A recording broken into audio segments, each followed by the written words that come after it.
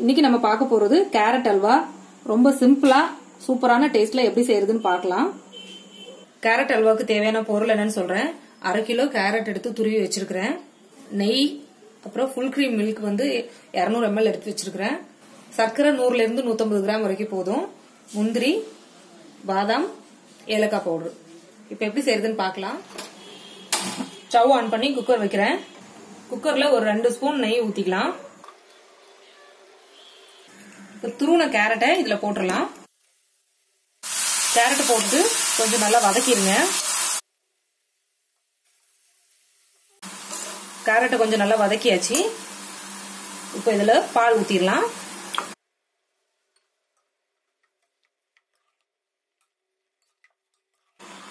இப்போ இதை மூடி வச்சிடுறேன்.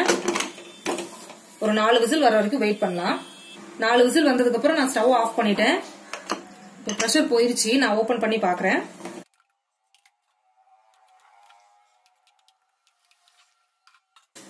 இது கரண்டி வச்சு கொஞ்சம் நல்லா கடைஞ்சி விடலாம்.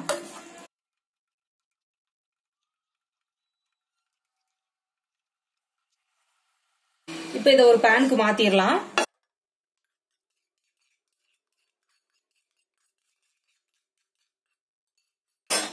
திரும்பவும் ஸ்டவ் ஆன் பண்ணிடுறேன். இப்ப இந்த கேரட்ல இருக்கிற பால் எல்லாம் ட்ரை ஆகணும். அது வரைக்கும் இது ஸ்டவ்ல இருக்கட்டும்.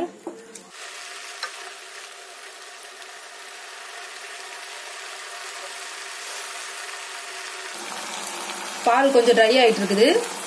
இன்னும் கொஞ்சம் நல்லா ட்ரை ஆனதுக்கு அப்புறமா நம்ம எடுத்து வச்சிருந்த சர்க்கரை எடுத்து இதுல போட்டுடலாம். பால் நல்லா ட்ரை ஆயிடுச்சு. இப்ப சர்க்கரையை போட்டுடலாம்.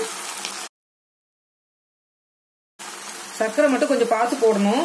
ஏன்னா நம்ம கேரட் வந்து துருவி வச்சிருக்கும் போது நிறைய இருக்கிற மாதிரி இருக்கும். அப்புறம் வெந்ததுக்கு அப்புறமா ரொம்ப கம்மியாயிரும். அதனால சர்க்கரை போடுற அளவை கொஞ்சம் பார்த்து போடணும்.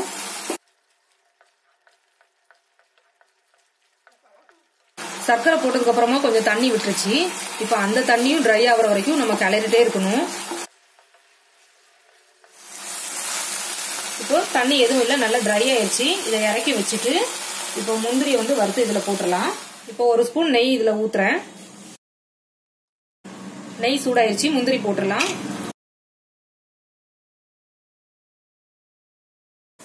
முந்திரி நல்லா ஃப்ரை ஆயிடுச்சு. இப்போ இதுல கொட்டிடலாம்.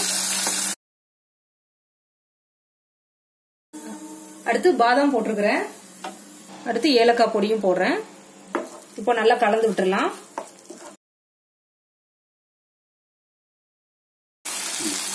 இப்போ சுவையான கேரட் அல்வா ரெடி ஆயிருச்சு. நான் இப்போ ஸ்டவ் ஆஃப் பண்ணிடுறேன். சூப்பரா கேரட் அல்வா ரெடி ஆயிருச்சு. கண்டிப்பா நீங்களும் ட்ரை பண்ணுங்க. ரொம்ப டேஸ்டா இருக்கும். ட்ரை பண்ணிட்டு உங்களோட கமெண்ட்ஸ் எனக்கு சொல்லுங்க. சப்ஸ்கிரைப் பண்ணாதவங்க சப்ஸ்கிரைப் பண்ணிருங்க. தேங்க்யூ.